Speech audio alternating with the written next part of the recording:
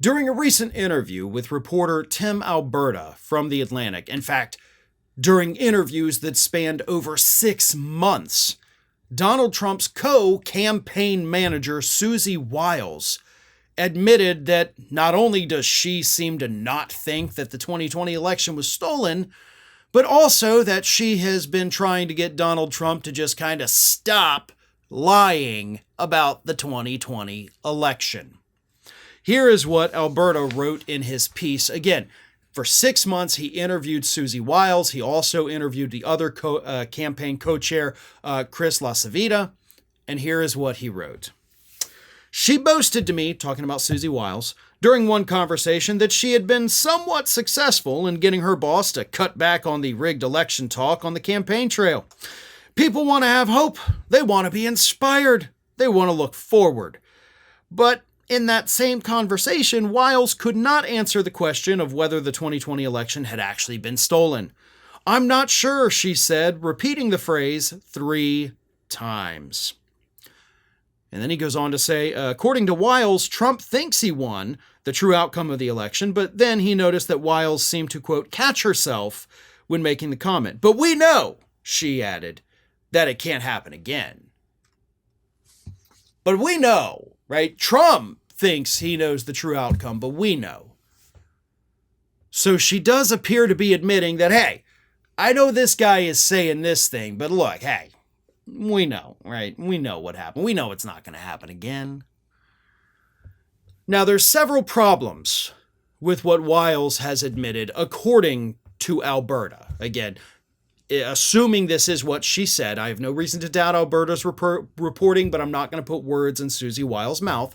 However, if this is in fact what she said and how she said it and what she meant by it, then this is absolutely devastating to legal defenses that Donald Trump may try to put up in some of the trials that he is still facing, at least for the moment, depending on whether or not those cases even go forward.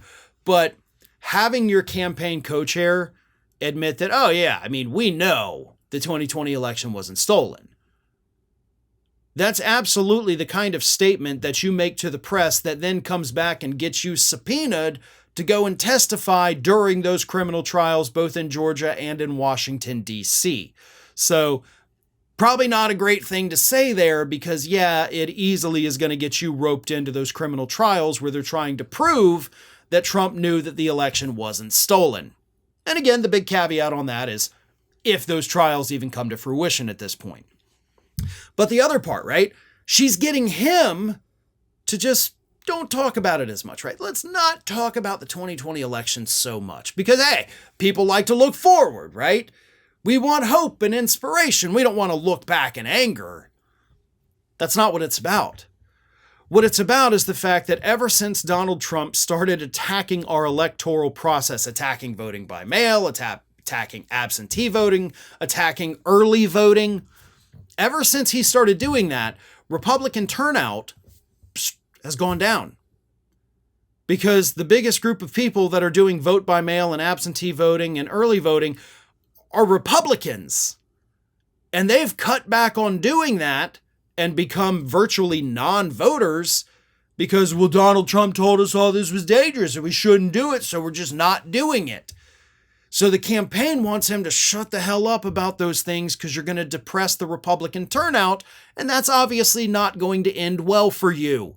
You want every single person to vote for you, and when you're trashing the systems that they use, it's going to make them less likely to vote. I mean, hell, after the 2020 election, we saw it immediately happen in Georgia in the Senate runoffs. Republicans lost 2 seats in a state where they probably shouldn't have lost 2 seats. So that, of course, was linked directly to Donald Trump's attacks on the voting systems. So it's not that she wants people to look forward and have hope.